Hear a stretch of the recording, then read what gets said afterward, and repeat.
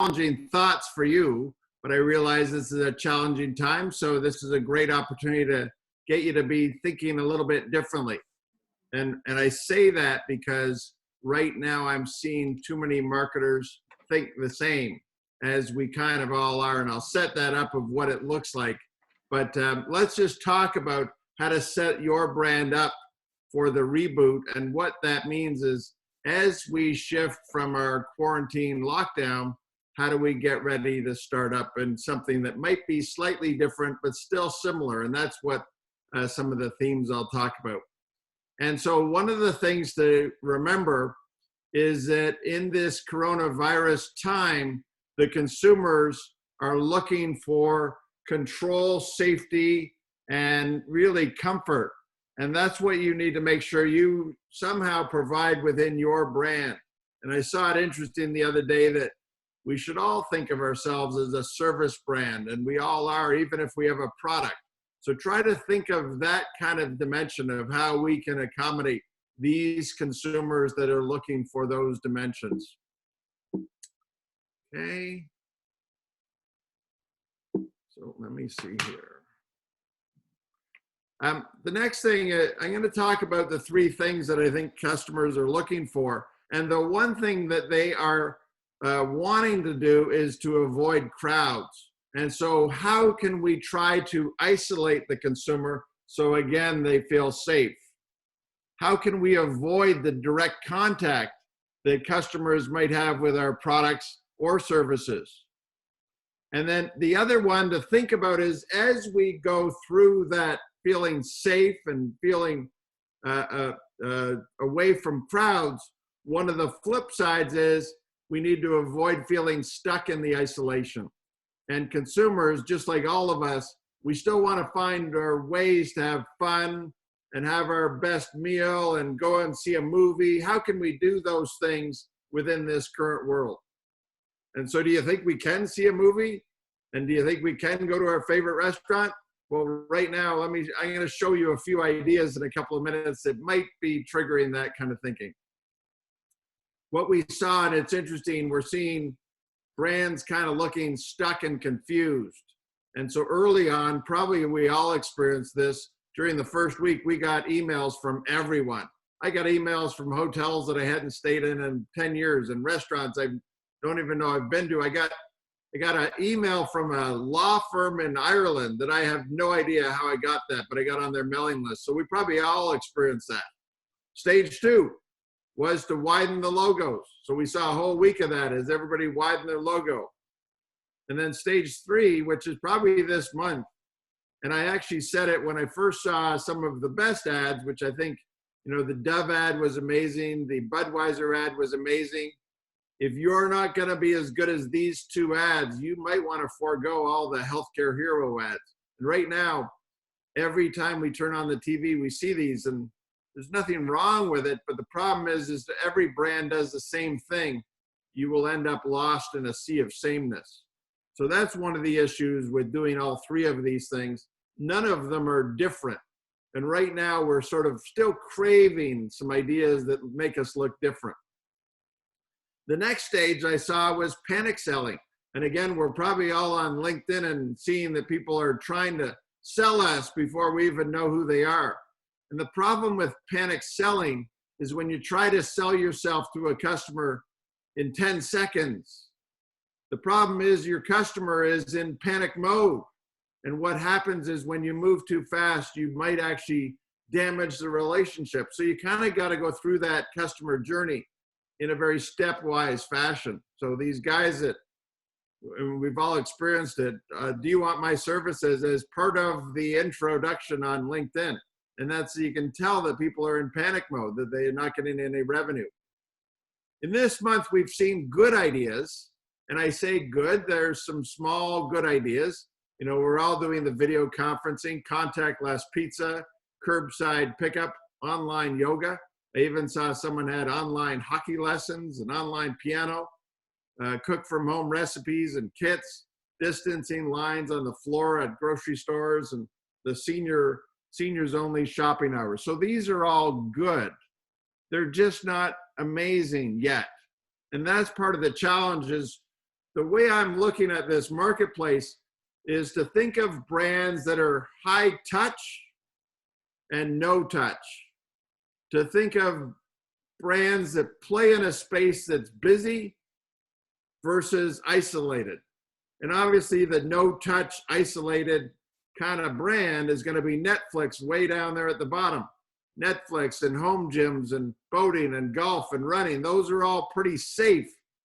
At the flip side, way up at the top left, these brands are really going to struggle. Massage, hair salons, nails, hotels, clothing retailers. Are you going to try on a shirt that somebody just tried on half an hour ago? On the far right, we've got team sports, casinos, bars, airlines.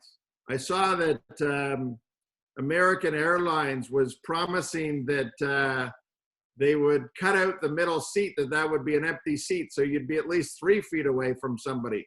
Well, that was until they actually had a flight get canceled, and then they had to jam people all on one flight overnight. I don't saw if you saw the news that they were just all jammed in with a full flight coming home from somewhere. So that's scary.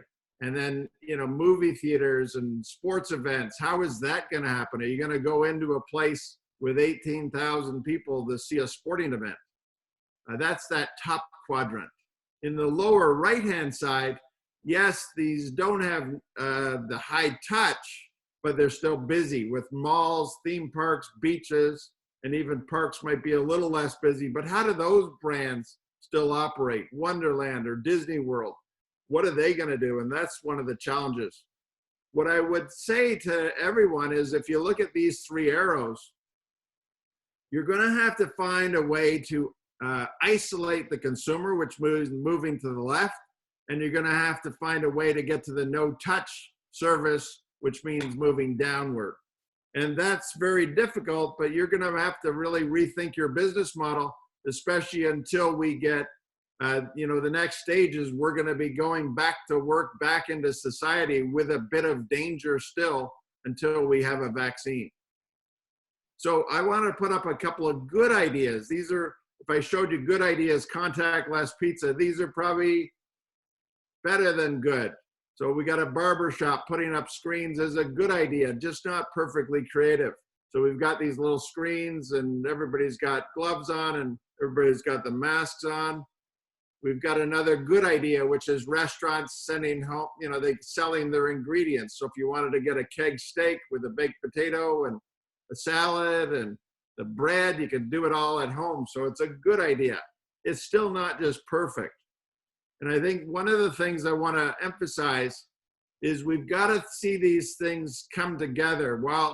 While we could isolate the consumer, we still need to make sure we compensate for the potential loneliness. And that's one of the things to think about. I want to see all 3 of these things come together. And I'm going to show you a couple of ideas. But if we could avoid direct contact, if we could avoid feeling stuck and avoid crowds, is it possible for you to take your current business model and then layer in these 3 elements to it and see how you would do that? And so let's take a look at a couple of different restaurants. In Holland, there's a restaurant that now has created these greenhouse type pods, which I think is an amazing idea. So you could have a table for 4, a table for 6, and everybody that is in your little pod, you know them and you feel safe that way. So this restaurant has put up these pods and apparently they're now sold out right through July. So that's, I think, an amazing idea. There's a movie theater in Texas that has transformed their parking lot and painted the side of their building to create a mini drive-in theater. And they're selling meals and, you know, so that's how they're really doing this. And I think that's an amazing idea. There's a supermarket that is borrowing from the idea of ice cream trucks and is going to drive around neighborhoods. So it's a little bit scary to do groceries. You know, it feels like a bit of a video game and we're all trying to watch where the arrows are and who's down the aisle and how many people and this, and, you know, so you're in and you're out and you're trying not to, and this gives you a chance to maybe it comes to you and maybe, you know, you can take your time and it's a pretty cool idea. It'll be interesting to see how that one does. So one of the things to think about is to really gain a deeper understanding of what your consumer is going through. So how well do you know your consumer? And as a consultant, I always ask this question: do you know your consumer better than your competition knows your consumer? And that's something really to think about, because if you don't, well, these are your biggest source of revenue. Now, do you know who your best customers are? And what are they going through right now? If there are customers that love your brand, what are you going to do to actually show them you love them back? So I'm going to show you a couple of different tools, but this is called the 360-degree mining for consumer insights. So obviously with stage one, there's going to be things you read, which could be the data and the changes and, you know, all the kinds of data we might see in a share report or some kind of consumption. We might also be observing the customer, whether it's through focus groups or ad testing. But we can also, that's a little harder to do right now, but then what's the consumer's voice? So you can track on social media, words they're using, questions they're asking. Are you going through? What is your social media feeds in order to discover what your consumer is thinking and feeling and using and expressing? What's their frustration points? What's their fear points? And then tying that in and trying to understand their emotions. And I'm going to go through the emotional space in a couple of minutes, but really trying to understand what emotions there are, whether it's optimism, freedom, knowledge, control, comfort, feeling myself, being liked or being noticed. And then trying to map out the life moments, whether it's a day in the life, a week in the life, the month, how they interact, how do they do their shopping, what are they looking for? And one of the things I want to bring to this is trying to really map out what we think our customer is going to go through, because there's no generic answer for this. I'm giving you some answers, but trying to give you more questions, because your category, your type of consumer that you operate in is going to be different. So try these 5 things and try that out. And if you could try to focus, one of the things for writing consumer insights is I like to phrase a consumer insight in the words and phrases that the consumer actually might use. So first of all, I start off in quotes, which gets to their voice. The second thing is I start with the word I, which puts you in the shoes of the consumer.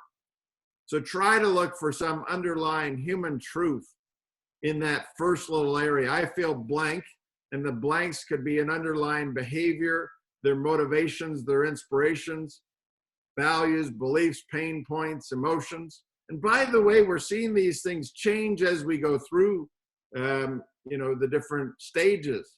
Whether the first stage, it was complete panic and shutdown and everybody just kind of stopped. And now we're seeing people adjusting to working from home, adjusting to ordering online, and adjusting to video conferencing. But then we're also starting to see people feeling stuck inside. Now, in the Toronto area here, luckily we had snow the last 3 days, crazy enough. But, we're going to start to see 15 and 20 degrees in the next couple of weeks, and we're all going to want to get outside. So there's going to be that desire. And then what kind of moment in that consumer's life, the monumental moment in their life? I noticed the keg really talking into celebrations, and they're the ones giving away that food kit, and they're talking about celebrations with birthdays and anniversaries or whatnot. So is there some way to tie in that kind of thing? And then I like to build out the insights. So this is an insight, it's an insight right now of somebody is they're going shopping. Sorry, it said quit smoking, but it's going shopping currently. I feel stuck in the middle of a dangerous video game, running for my life whenever I try to do my weekly shopping at the grocery store. So there's lines on the floor, and I had somebody say, it was a great insight, it feels like you're stuck in a game of Miss Pac-Man. Somebody's down the aisle, somebody's not down that aisle. And that's kind of the feeling that your customer is going through. So try to understand what they're going through and what stage they're going through. So no matter what type of brand you are, how can you really show that you understand them? And one of the things I want to make sure is that I ask the question, how well do you know your customer? And a lot of times when I ask that as a consultant, I normally get an answer I don't like, which is we don't know the customer very well. And then I ask the question, Do you know your best customers? And what are you doing for your best customers? And people even give me a worse answer, which is to say, we don't know who our best customers are. And I say, oh, do you treat them? How do you treat your best customers better? So could you imagine somebody out there loves your brand and you don't even know what they're going through? And you send them a generic email and you find out that they're spending $5,000 a year with you or whatnot. And so this quote by Oscar Wilde, never loves anyone who treats you like you were ordinary. So this is a crisis moment. So what are you doing to treat your customer differently? And do you know who your best customers are? Because you better find out. And then you better find out how they want to be treated and how can you actually go about treating them that way. So hopefully we've seen all of the thank you messages possible. We've seen everybody doing their own little Zoom TV ads or cheap little TV ads. Okay, I get it. Now everybody looks the same and that's the problem. And you're gonna come across like you don't really care if you just treat your customer like they are just ordinary. So one of the things that I wanna emphasize, and even in this time, fundamentally sound, the best brands do these 5 things very well. They know their consumer on a deeper level and work to build that bond with that consumer.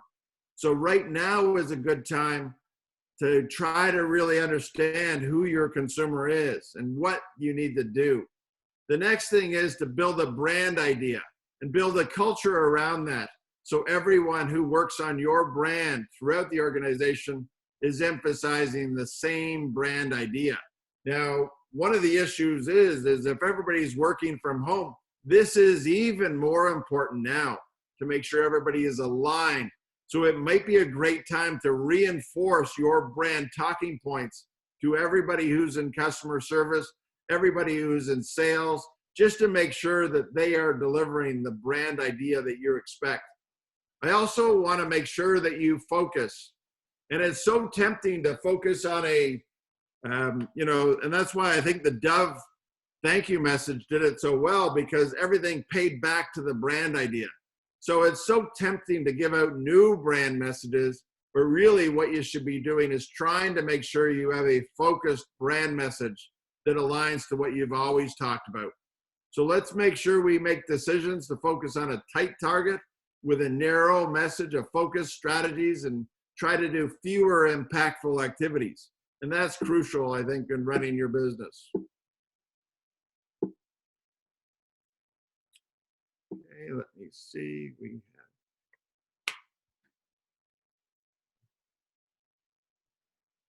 There we go. And one of the things too is these 2 last points. First of all, dare to be different with smart creative choices. So I see every brand's now in the month of April and May looking the same. Everyone has a thank you message. They're all cheaply done. They're all got Zoom and they're all saying, we're here for you. Enough, like you're just adding more clutter. So you have to make sure that now in the next stage before we go back out, that you're making sure you reinforce what your positioning points are as you go to market, because it's going to be even more important rather than just adding your own clutter. And then I also want to emphasize is that your passionate does not go away just because, you might be feeling like you're struggling or everybody's working from home and it's hard, but you still have to, as the brand leader, instill that passion in your agency. It's not just panic mode, guys. We need to make sure that we're still working very hard to have all our executions delivering on top-notch creativity. The creativity is going to help you to win in this time. I want to shift now to potentially your brand positioning. I talked just a minute ago to making sure your brand positioning. You don't want to leave your brand positioning to fit the new world. You want to adjust it. And I'm going to show you some potential ways to adjust that. And that's both on the functional and emotional side. Okay, so I want to emphasize that this is sort of a couple of models that I use. The first model being the winning zone is the space that matches what consumers want and what your brand does best. It avoids playing in the space that your competitor does better than you. So you kind of have to let them have a win where they have a win, because if you try to compete with them where they're better than you, they'll just drain your resources and you'll eventually fade away. So try to find that winning space. Now, the risky zone is that space where it's a relative tie. And here, you're going to win with creativity, with more emotion, with innovation and speed to market.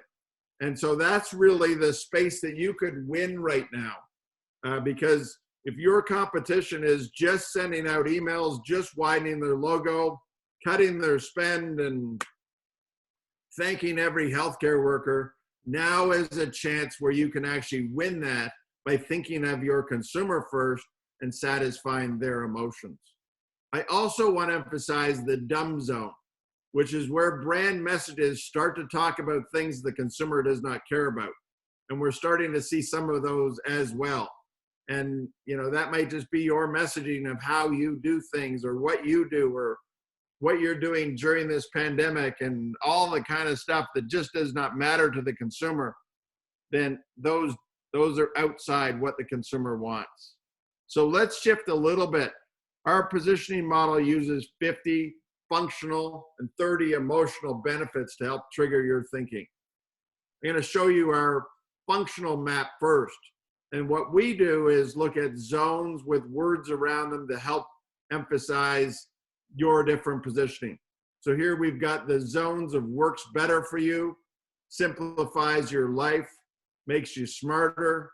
We also could save you money, help your family, help you be healthier, stay connected, sensory appeal, and experience. So what we try to emphasize here is there's 50. I would like you to possibly pick 3 zones to start and have possibly 2 or 3 words around those zones. I'll show you in a few minutes. But to me, this is going to create a benefit cluster. So we're going to narrow from 50 to possibly like 8, at least to get us started on what spaces we might want to operate and what keywords we might want to own. One of the things that's slightly different is during this pandemic, where people are going to be looking for is for you to help simplify their life, for you to help their family, for you to help them be healthier, and for you to help them stay connected. So those are 3 of the functional spaces that you may wish to potentially add and layer in to helping out your brand. I'll show you in a few minutes how that's going to look. But here are the emotional zones, and we have 9 emotional zones, 8 emotional zones, and about 35 keywords around the different zones. So sense of optimism, freedom, getting noticed, feeling liked, comfortable, feeling myself, staying in control, and curiosity for knowledge. And just like we saw with the functional zones, we're going to see some new emphasis on those emotions. And to me, those emotions are going to be the control, feeling myself, and feeling comfortable. So how do I start to play around with this kind of space? And let me take it, I've made this fictional brand of Gray's European Vegan Cuisine. And this is going to be a vegan restaurant that offers the European flavors. So this might be on a functional basis in those clustered spaces and the healthier and the sensory appeal. That's on the functional side. On the emotional side, I might be speaking to some optimism and some feeling free and just a new kind of way of eating. And if I take a positioning, how that might work is our exhilarating plant-based cuisine is inspired by the greatest chefs of Europe. And then you will feel free with a special experience along the most beautiful canals of Amsterdam. It's a made-up kind of positioning. Took 10 minutes to do it, so not the perfect model, but it'll show you the emphasis. Now we might layer in those kind of functional and those kind of emotional benefits, and we start to see that maybe I'll add in simplify your life on the functional side, and then maybe I'll add in the stay in control. And again, this is fictional, and you can take a look at kind of your own model. But now we add in, you can feel safe and in control while in your own private greenhouse pod along the most beautiful canals of Amsterdam. So not only would you have the idea, but you need to make sure that you're owning the words, the word choices within the way you position your product. So this is just an example. And again, you would have to go through it with your own kind of model of, and your own kind of word choices that you might make. But I'm going to emphasize that you need to make sure that you don't change your positioning, because it's still going to be a vegan restaurant with inspired by a plant-based vegan restaurant inspired by the greatest chefs of Europe. That's not going to change, but I might layer in some more added safety elements. So don't change your positioning, and don't lead too much with the safety part. Reinforce the safety, but you still have to own your positioning space, if that makes sense. And again, every brand is going to be different.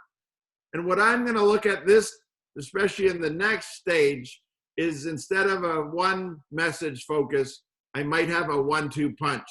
And that might be my normal brand. And if I look on the left-hand side of this chart, I might look at the sense of optimism in the normal space I play in, but I might layer in the ideas of control and safe and trust, reliability. So I might look at those kind of words within the content that I might deliver, okay? So I think there's even more pressure to make sure that you get all your people and all your agencies moving in the same direction. This is one of the things that I think is going to be the hardest part. And so do you have any organizing tools to make sure everyone is aligned? And are you using this time to communicate to your own people? And the more I see it, the best brands out there not only market to their consumer in the marketplace, obviously that's advertising and takes money, but how are you marketing to your own people to making sure they're delivering? And the worst thing is, sometimes I'll ask, when people phone me up for a consulting arrangement, I'll normally say, well, explain your brand to me in 7 seconds. And they say, I can't. Or they say, it depends who you ask. Well, it depends who you ask is the worst possible phrase you could ever have. I can't is probably better, but if you've got salespeople selling your brand in different ways, well, that just creates a ton of confusion. So you need, in my mind, an organizing idea. And that's what I look at is this brand idea, this strategic positioning phrase that can be said in 7 seconds. It would help to align the external with the, obviously the logo, the packaging, sales material, any marketing communication would be done through there. But I can also align the internal with the values, the culture, the innovation, and the service. So making sure that this all aligns. And if I look at the 5 consumer touch points, what I look at is there's a brand promise, a brand story, the innovation, the purchase moment, and the happy experiences. So this is the way I do my modeling for that brand idea. If I take that one step further, if I align those 5 touch points, then what I can do, the brand promise leads me to the packaging, the logo and slogan.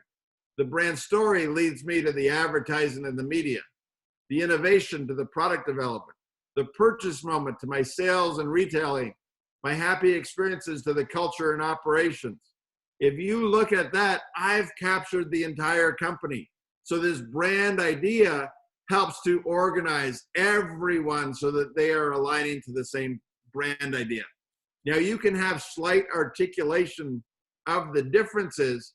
So if this fictional Gray's cookies, different than the Gray's restaurant, is the best tasting yet guilt-free pleasure, so you can stay in control of your weight, the promise, the story, the innovation, the purchase moment, and the experiences all might be slightly different, but they should look similar, but they just deliver that in different ways. So the promise is to take control of your weight. The story might be real life stories. The innovation is to never sacrifice on taste. And the purchase moment is to set up Gray's as the better alternative across the store. And then the happy experiences might be to celebrate. So however that works for your brand, you can have those slight 5 different reiterations of that brand idea, but it should all match up. And then that brand idea should deliver the creative message. And that could deliver the creative idea that leads to a master brand campaign and then sub-campaigns. And then it can also deliver the media as well. So now the brand idea is the organizing principle to both my creative and media. It can also deliver those media choices, whether they are paid media, earned media, owned media, or shared media. And not only that, I mentioned everyone in your company. How do I make sure that everyone is delivering that? Every person across the company, whether it's customer service, a backroom team, your shipping people, your problem solvers, your sales team, R&D, and the brand communication. So everyone in your company has to be lined up to that brand idea. So go ask 5 people in your company to explain the brand in 7 seconds across your company. And if they don't explain it very well or can't or do it differently, then you've got a problem. Okay, so this is sort of how that brand idea can blow out even further. And it's a crazy eye chart, but that brand idea should be the element that controls everything. It controls the brand story, the brand positioning, the strategic plan, the results, the culture, the consumer experience, the purchase moment, and the product innovation. So I think there's about 100 things on here, but that brand idea should be the central control of everything that you do. And I want to emphasize, as you go back into the marketplace, and even as you're working from home, even as people are struggling, you as the leader have to find that passion. It's what's going to separate your brand. And I want you to also make sure that creatively that we find that space that is different and smart. And it's going to be so tempting to be smart, but not different. And that's where everybody looks the same on that left-hand side. So you've got to have an element of creativity to find that winning space. And I hope as a consumer out there that I don't have to turn on the TV or when I'm online, see every ad look the same, because that's really annoying to the consumer. I think we've seen some memes and some mock videos of people making fun of these heroes. Okay, and if you wish to use this time to learn more about brand management, my own little plug, some of this thinking in these models are in my book, Beloved Brands. And then for next month, I've got an online training coming out, which is Beyond the MBA. So I appreciate your time. And if we want to throw it out for some questions and some Q&A, we could certainly work with that. Thank you, Graham. That was awesome. Okay, so what we will do is we'll encourage everyone to be using the chat functionality on the right-hand side to ask some questions. But I've got a couple just based off your presentation as you were going along here.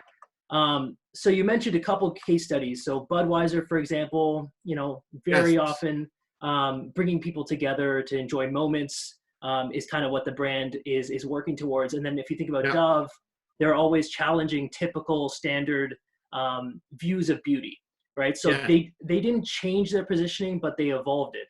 So what is it about those two examples that we can kind of take away, something as a core idea for a few people that might have brands on their side? So Dove is all about real beauty, and what they talked about was the real beauty of the heroes. So they showed photography of the workers. And it was early on, by the way, as well. That's the other thing.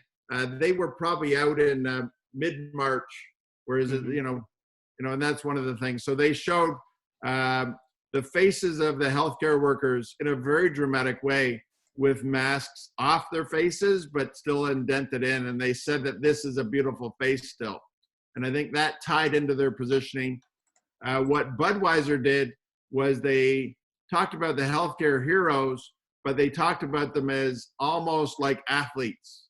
And again, that fits their positioning, which they're very tied closely to the sports world. And what they also did was they arranged for different arenas around the world to, I forget what they did, but there was a tie-in with the arenas that they allowed people with the healthcare workers to I think, bring in some of the people into those places, creating little mini hospitals. So they fit perfectly with their positioning, which I then think stands out nicely. If you just do an ad and thank the heroes, it's too late.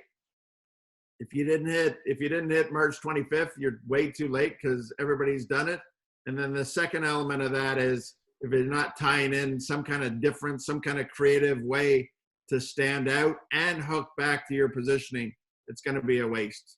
Yeah, and I think that's really important. So when you think about what Budweiser did, they used some of their sport and entertainment dollars, reshifted it towards, giving commercial airtime for the American Red Cross. Yes. And it felt very tactical in so many different elements, but it fit back into what they're all about and bringing people together. So I think those tactical elements really played a nice role there. Yeah.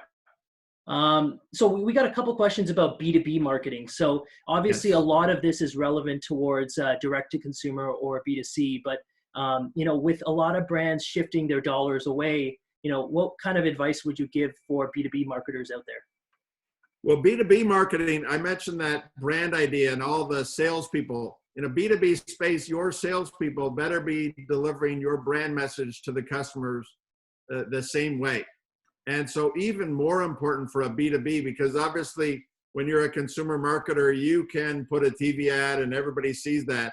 But when you've got a sales force of 25 people, you need to make sure everybody's delivering the brand in the same way. And it's going to be harder because those companies are, a lot of people that you sell to are going to be at home as well. And so how can you really tie into what the people are going through in a workplace kind of environment and think about that? I was just dealing with a couple of different companies because in a sense, I'm a B2B marketer in my own services for consulting. And one of the companies I had was London, England, but the person is Irish and they went back to Ireland and they're staying at their parents' house in Ireland where they feel safe. And so it's just interesting to try to put your mind of where your customer is going through and what they're thinking about and how you can make it easier for them. So those three core elements of making them comfortable, but still feeling like you can do the same work, that's the different, the one big thing I think you can tie into. What we need to do in the next stage, no matter what kind of business you are, and that's why I like the restaurant choice that creates the pods. How closely can you replicate what we are used to in that kind of space? Everybody talks about the new normal. Mm-hmm. Well, how about replicating my old normal in a new way? And that's why those little greenhouses along the canal of Amsterdam, it's like I can still sit there. I can still have a peaceful, romantic dinner and great food at a great restaurant and still look to the left and see the beautiful downtowns of whatever city it is. So how do you still replicate what you've been doing forever and how people want to shop just in a new way? And I think that's really interesting from a consumer emotion standpoint, because we're all trying to think about the new normal, but also a lot of us are feeling like we want to revisit what it was like before this. Yeah. And if you give, like, I have a few examples from sports teams and what they're doing. So one team in Germany is actually having $20 cutouts printed for people that want to be in the stands of the games when they open up next week. So there's examples like that to kind of bring sports back to the forefront, to show that it isn't as unnormal or abnormal as we kind of are feeling. And to kind of involve the consumer or the fan in that process is something you've kind of talked to throughout this. So that's very cool. I saw to jump on the Michael Jordan, I just saw 10 minutes ago, TSN is launching, everybody's watching Michael Jordan right now. So TSN is going to air one of his series from start to finish in the next couple of weeks, but they're asking people to vote for which one they want to be involved in. So that's kind of getting the consumer involved. So do we want the 1996 final, or do we want the 91 semifinal versus the Pistons? So whatever it is, you get the consumer involved, and it kind of could replicate it a little bit of what it's like, but it's still going to be hard. And I think you like touched upon emphasizing like what the consumer is feeling right now. So using social as a tool to understand your consumer more. But how do you look at it in a lens that, everybody's behaviors have changed in the last few months? Consumers might be feeling something that might be different 6 months from now, but you're in a way being reactive as a brand or pivoting towards what the normal is now. Yes. How do you determine what is going to be normal 6 months or 12 months from now based off data you have now? Yeah, and that's where you've got to, you've got to visualize a little bit. I know it's going to sound crazy, but everybody talks about visionaries. Well, visionary starts with visualizing. So you've got to be able to predict what's going to happen. And I mean, I do that all the time, but I mean, I was actually I was one of the lead people who was calling for a shutdown, and people thought I was nuts. And I said, well, we're probably going to shut this down. And now I think I started talking about July 1st being the date, way back in March. So that's only just trying to think it through, but don't think it through like yourself. Think it through like customers. I mean, I'm fine because I work out of my home always, and I'm not lonely and I'm not whatever. But I think what you can listen to, if you listen to your consumer, is, and I actually said this too, that people are going to hit a wall around mid-May. I think they hit the wall faster than mid-May. And I think people are there, even people who want, right now we've got a world out there where there's people protesting and people mad at the protesters. Whatever your choice are, you're still hitting the wall. And that's what I think is really important. And the more you can replicate the fun and still help people to feel safe and distant, it's going to be better. Yeah. So you, like, in your presentation, you talked a lot about the montage, like the montage effect. Everyone's kind of sounding the same. It's all starting to clutter together. So if you're a brand, let's say in an industry like an airline industry or the automotive industry that's kind of suffering right now, is this a time where you should be pivoting on total messaging, or is there kind of a difference between if you're doing well as a company or as a CPG brand, because you're seeing brands like that are owned by P&G or other CPG brands that are actually investing more now in marketing. So like, how do you balance whether you're doing well or poorly based off the marketing you're putting out? Well, first of all, that chart I showed a while ago, that's going to indicate how companies do. The reality is that the companies in the bottom left-hand side are going to do a lot. The bottom left companies are going to do a lot better.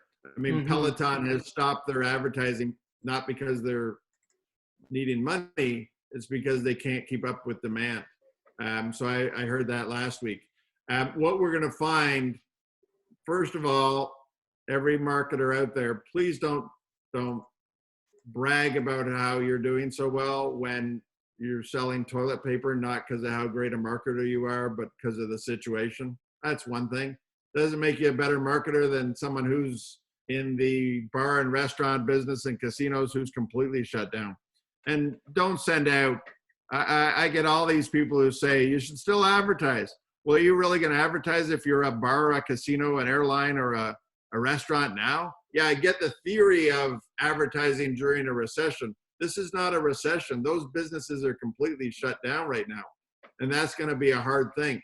And I think before you just advertise, you should really rethink your business model. And that's what I was trying to show you guys, some different advantage options.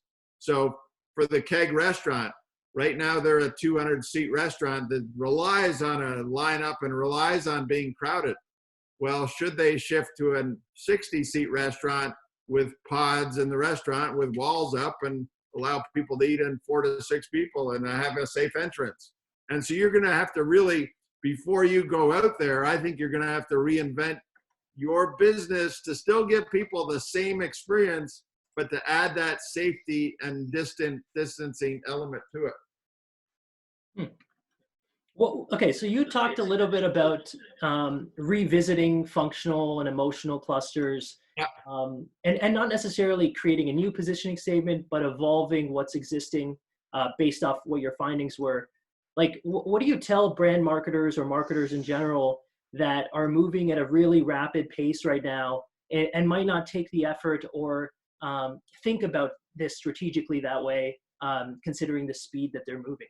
Yeah, and the speed is one thing, but you should still write down, find what your 7-second pitch is, and maybe add 2 seconds to it with a safety element to it. But don't put don't throw away your 7-second pitch and completely start marketing yourself in a completely 100% safe message. People won't know why to buy you. I'll give you a great example, and this is pre-COVID. But I always use this as an example when I'm doing my training sessions, is this idea that I'm driving along downtown restaurant and I see a sign that says new restaurant, free Wi-Fi, and free parking. Yep. This is, what don't I know about that restaurant? I don't know what kind of food they have. I don't know if it's a sit down, a takeout, a pizza, a steakhouse, French restaurant, nice, expensive. But I know they got free parking and free Wi-Fi. So part of the issue right now is you don't want your safety message to be the #1 message, no matter what, no matter how good it feels, because I won't know what you do. And if I can't connect it, and that's why I think Dove did a nice job, if I can't connect it back to your brand messaging, it's wasted advertising. Yes, you can spend $1 million thanking the heroes, great, but I won't attribute it back to your brand. I won't even remember it's for your brand because I just see it in a sea of ads. And you can go watch TV for an hour and you'll see, you know, if there's 12 slots for ads, you'll see about 10 of them with either we're here for you or we're here for our people or we're here for the heroes. Yeah. And I don't know what you do. It's free parking and free Wi-Fi. Yeah, or you hear it's these are unprecedented times. You know, we're here for you. I feel like we've seen that ad age montage. A lot of us. Yeah, I know what I'm going through. You don't have to tell me what I'm going through. What you have to do is find an insight that connects how I feel, and that's where I want you to get to. So it feels like it's being much more solutions oriented, whether that be, you know, matching the pain points or emotions, the motivations of the consumer, and kind of matching it at solving something right then and there for them. Yes, the fundamentals still matter, even if you're operating at a fast point. Do you think Canadian companies are uniquely set up in a way to recover from this differently than global brands as we move towards the new normal? It'll be interesting.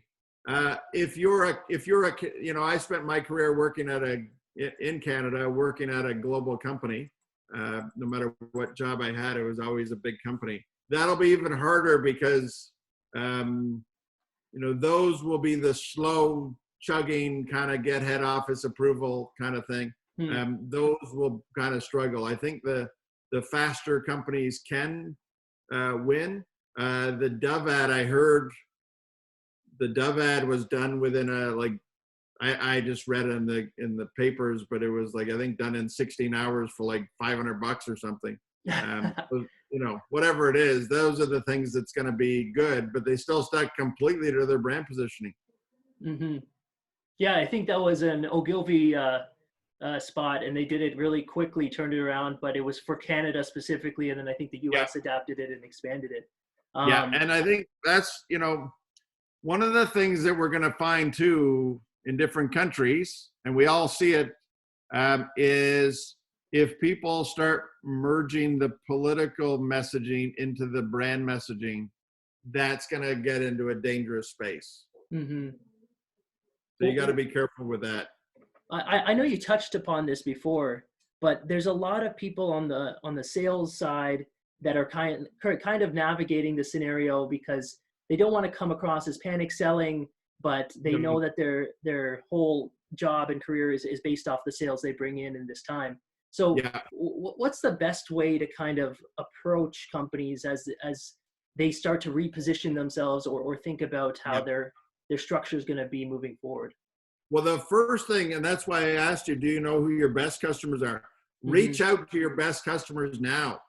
Reach out to them and help them get through this now, because they'll probably be your best customers later.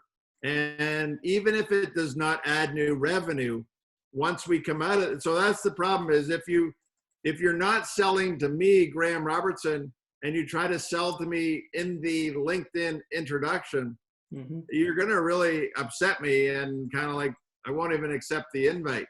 And that's one of the challenges, that you have to build that rapport with people. So if you already have a rapport with people who might not give you any revenue for the next 6 months, but you can really help them. You know, I always say play the long game, not the short game. And so if you could help those customers, that maybe once things are back to normal-ish, it will pay off for you. But going after short-term leads right now, it's going to be very hard to open up that even more, because I mentioned that we think it goes really fast, and really what happens is people are resisting your messaging and resisting your entrance into their world. Mm-hmm. I'm very interested in this personally. So from a positioning standpoint, a lot of brands, like if you think about Burger King or Red Bull, like there's a lot that have a humorous tone to their advertising. Yeah. But you think about the landscape, it might have evolved now, but when we first started COVID, it wasn't really set up for humorous advertising. Yeah. Right. So how do you encourage brands like that to still put out positive or solutions-oriented messaging and not change who they are as a brand? Yeah, and I think you could, it depends on the type of humor. I would probably, and what Burger King seems to have done well is they're not being as slapstick funny as they normally are, but they're still being emotional. And that's one of the differences. Maybe, but they're not just being pure functional. And that's what I would stress is you've got to find the right emotional space to play in. Mm-hmm. Maybe the humor is just the device, but you've got to really understand those emotions. And the other thing too is I would argue that consumer behaviors at the surface levels have changed during this time, but their values have not. And so if you can really understand those consumers really deeper level than just on their behavior, then you can really connect to them a bit better. I mean, that makes a lot of sense. Yeah, I think one thing they did that was super interesting was they actually put out some advertising around making your own Whopper burger. And I thought that was kind of clever to bring it back to the brand and the product itself, but also understand that, we're all kind of at home and we're not going to their stores or their locations. And they were early at doing it too. And totally. So now we see a lot of people doing the ingredients messaging. I liked what McDonald's was doing, was selling milk in Australia. Yeah, right. McDonald's was selling milk and bread at their drive-through. So again, it's hard to get those items. They weren't charging a huge price for them too, just basic cost. And that's the long game, because you're not going to make any money selling milk and bread as McDonald's, but 5 years from now, hopefully that consumer still feels some affinity to McDonald's because during a bad time, you were there for them. And that's the same what I'm just saying with the B2B type customer, the B2B salesperson or B2B marketer. Maybe don't think about revenue, but think about building that relationship with that customer that you have for the long term. And it might not pay off for 5 years because that person doesn't have any money to spend.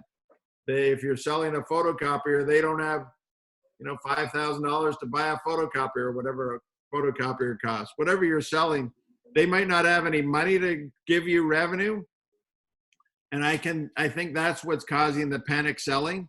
And so I would just say, just stick with your current customers as long as you can, even if there's no revenue. And I know we all got to feed our family and we all got to explain to a boss what's happening, but that's the issue. And I think that's a great takeaway for me personally is just kind of think of a we or a community aspect to what you're doing, whether that be as a marketer or a seller versus what's in it for me. So like if I think about a brand, don't showboat, who you are, but versus like show how you're helping people in the community or what you can do as a brand to support consumers in their most vulnerable moment. And it's the same with sales. I think if think about 2025, maybe this doesn't pay off till then, but from 2025 to 2035, it pays off huge. That's the problem, that we as marketers have gotten so short-sighted that we always want the revenue now, and maybe we just build the relationship right now. Yeah. How do you think this is impacting media planning right now? So as a lot of marketers, specialty TV might be a little bit more impactful right now with sports being off the air. You think about native advertising and it feels much more authentic to a consumer, or earned media. So it doesn't really feel like advertising. Yeah. As marketers, do you change your approach to media planning right now, considering the environment? Well, I think, and I'm not a media expert, but I think there's going to be obviously changes in the consumption of media, the different choices.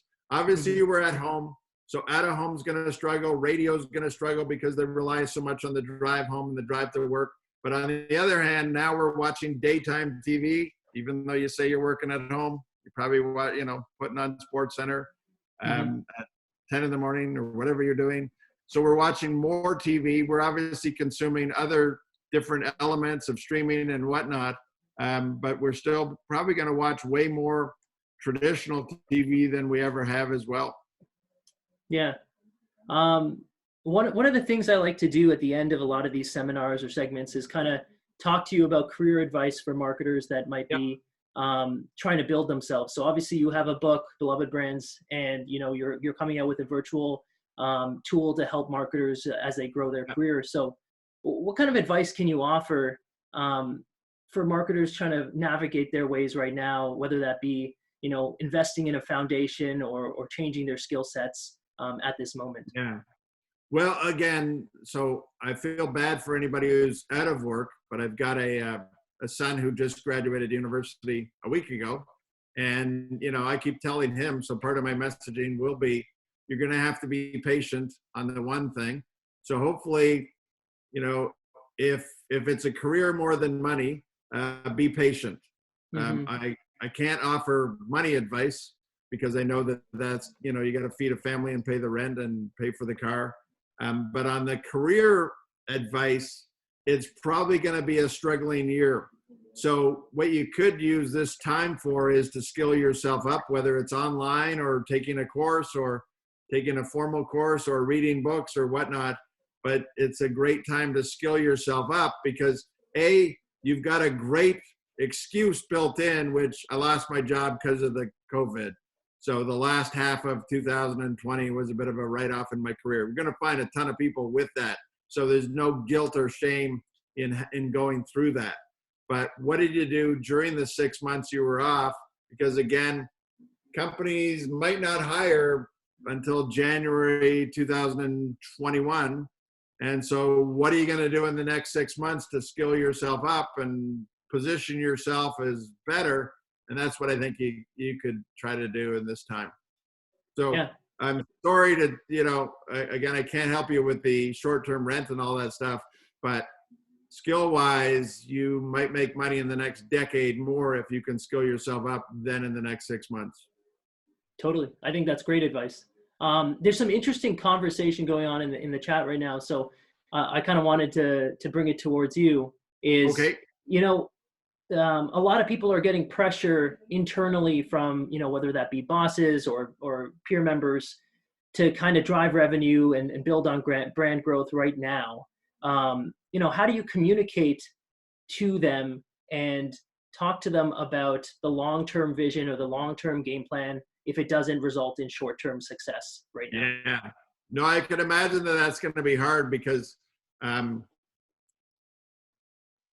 know, obviously everybody is looking for revenue and it depends on what kind of business you're in. If it's normally a transactional business, you're going to struggle with that message. But one of the things I want you to emphasize is that,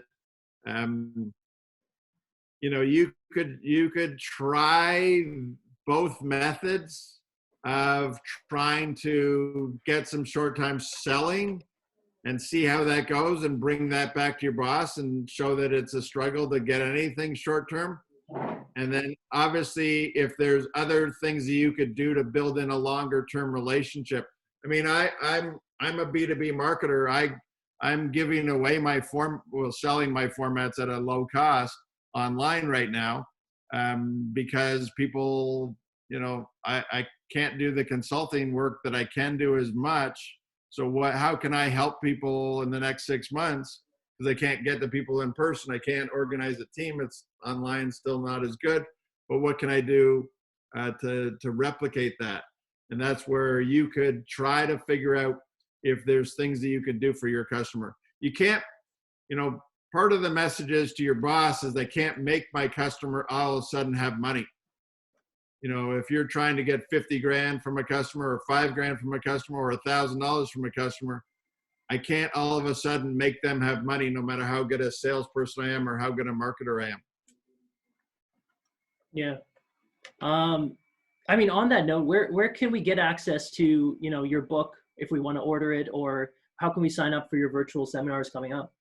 Yeah, so the book is on Amazon, Apple, and Rakuten, so you can find it there. And I've created a group right now with the training is called Beyond the MBA, and the idea of that training is that it's going to be a more realistic. There's a bunch of training out there, and it's great too. This is not a theory course. This is not it's a practical course.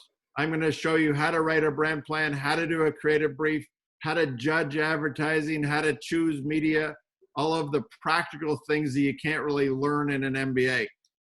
Those MBAs are great too. They'll get you to think differently and challenge you, but this is going to be what I call for the real world, so that you can actually do stuff during the day in your job and be a better marketer for it. Graham, thank you so much. Yeah. Follow me on LinkedIn if you want as well. Absolutely. Thank you for coming, firstly. This was awesome. Well, thank you. As a brand marketer myself, I learned a lot, and I think it was a really impactful discussion for a lot of people. So what we can do is, moving forward, we will kind of, if it's okay, we can take this PDF, send it to the people that have been on the list here as participants, and then we can send some links about, you know, where to buy your book or to add you on LinkedIn. Sure, sounds good. Okay, great. Thank you so much, Graham. Thank you, guys. All right, thanks everyone. I don't know if any of you have noticed, but we are hosting a conference on Thursday. We are actually about 30 different sports business and industry leaders that are going to come in virtually and have a conversation around navigating strategy. The only cost to attend is going to be $7 USD to donate to Feeding America and Second Harvest in their battle against food insecurity. So for anyone that's interested, I'd be happy to share the link as well. Thanks again, Graham. And all right, thanks you guys. Everybody stay safe. Stay safe, everyone. Have a great day. All right, bye.